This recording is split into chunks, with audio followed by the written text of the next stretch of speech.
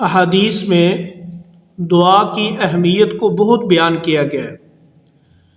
نبی کریم صلی اللہ علیہ وسلم نے ارشاد فرمایا الدعاء مخ العبادہ، کہ دعا جو ہے وہ عبادت کا مغز ہے، اور دعا مانگنا یہ اللہ پاک کو بڑا پسند ہے کہ اللہ کا بندہ اللہ سے مانگے، اور اللہ پاک دعا مانگنے والے سے خوش ہوتے ہیں اور نہ مانگنے والے سے ناراض ہوتے ہیں۔ جبکہ دنیا کے بادشاہوں اور دنیا کے لوگوں کا یہ دستور ہے کہ ان سے کوئی بندہ ایک بار چیز مانگے تو جو سخی ہوگا وہ دے گا، دوسری بار بھی دے دے گا، لیکن بار بار مانگے تو وہ تنگ دل ہو جائے گا۔ لیکن اللہ کریم ہے اور ایسے رحیم ہے اور ایسے سخی ہیں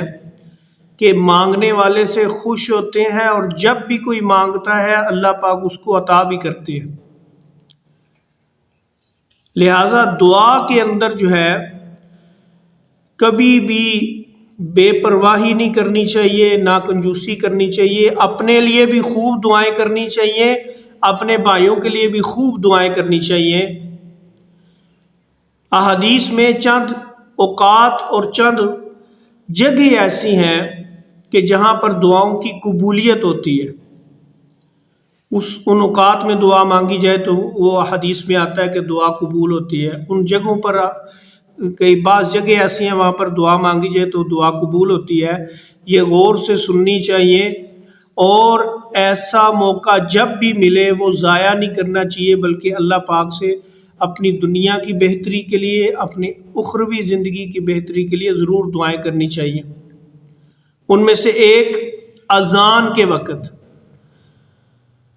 نمبر 2 اذان ہو جانے کے بعد اقامت تک جو درمیان کا ٹائم ہے یہ بھی قبولیت کا ٹائم ہے کہ اس میں اللہ پاک سے خوب دعائیں کی جائیں۔ یہ اذان اور اقامت کے دوران جو نماز کھڑی ہونے تک جو 15 منٹ 20 منٹ ہوتے ہیں یہ بڑا قیمتی ٹائم ہوتا ہے۔ اور حی علی الصلاۃ اور حی علی الفلاح کے بعد جو ہے خصوصی طور پہ اگر کوئی بندہ مصیبت میں گرفتار ہے تو اس کے لیے خصوصی دعا کرنی چاہیے۔ اسی طرح جہاد کے اندر جب صفیں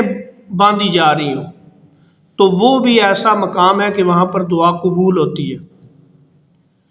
اور جہاد کے اندر جب گمسان کی لڑائی جاری ہو جائے اس لڑائی کے وقت بھی دعا جو ہے وہ قبول ہوتی ہے۔ اسی طرح سجدے کی حالت میں، لہٰذا جو نفلی نمازیں ہوتی ہیں اس میں جو سجدہ ہوتا ہے اس کو لمبا کرنا چاہیے اور اس میں خوب دعائیں مانگنی چاہیے، کیونکہ سجدے کی حالت میں بھی دعائیں جو ہیں وہ قبول ہوتی ہیں۔ اسی طرح تلاوت قرآن مجید کے بعد اور خصوصی طور پر جب قرآن کا ختم ہوتا ہے تو اس وقت خاص طور پر دعاؤں کی قبولیت کا وقت ہے۔ اسی طرح آب زمزم پینے کے بعد جو ہے وہ بھی آب زمزم جب بندہ پیتا ہے تو وہ بھی قبولیت دعا کا وقت ہے کہ پانی پیے زمزم کا، ساتھ اللہ پاک سے دعائیں کرے۔ اسی طرح میت کے پاس حاضر ہونے کے وقت، یعنی جو شخص نزع کے حالت میں ہے جب اس کے پاس جائیں تو وہ بھی قبولیت دعا کا وقت ہے۔ اسی طرح جب مرغ کی آواز سنے، مرغے کی جب آواز جب وہ بولتا ہے تو اس کی جو آواز ہوتی ہے اس وقت بھی دعا کی قبولیت کا وہ وقت ہے، تو اللہ پاک سے اللہ کا فضل مانگنا چاہیے۔ اسی طرح ایسی مجلس جس میں اللہ کا ذکر ہو رہا ہو،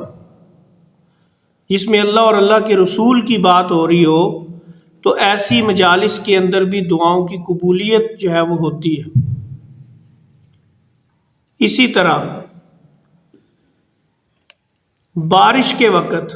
جب بارش ہو رہی ہوتی ہے تو اس وقت بھی دعا قبول ہوتی ہے، اور بیت اللہ پر جب نظر پڑتی ہے، خانہ کعبہ پر جب نظر پڑتی ہے تو وہ بھی جو وقت ہوتا ہے اور وہ جو مقام ہے وہ قبولیت دعا کا مقام ہے۔ یہ چند ایسے اوقات اور مقام ہے جہاں پر دعائیں قبول ہوتی ہیں، اور یاد رکھنا چاہیے ان موقعوں کو غنیمت سمجھنا چاہیے اور اپنی دنیا اور آخرت کی بھلائی کی دعائیں کرتے رہنا چاہیے، اور یہ یقین رکھنا چاہیے کہ ہماری دنیا کی کامیابی، ہماری آخرت کی کامیابی، یہ ساری کی ساری جو ہے یہ اللہ پاک کے ہاتھ میں ہے۔ یہ اسباب جو ہے یہ بظاہر ہمیں نظر آ رہے ہیں، ان کی اپنی کوئی حیثیت نہیں ہے اگر اللہ ان کے اندر کام کرنے کی ہمت حکم نہیں دے گا تو یہ اسباب سمیت بندہ بیکار ہو جائے گا۔ اگر اللہ کا حکم نہیں ہوگا تو اسباب جتنے بھی ہوں گے اللہ اسباب سمیت ناکام کر دے گا، اور اگر اللہ کا حکم آ جائے گا، اللہ کی مدد اور تائید آئے گی تو اللہ اسباب بھی پیدا کریں گے، کامیاب بھی فرمائیں گے۔ اللہ عمل کرنے کی توفیق نصیب فرمائے۔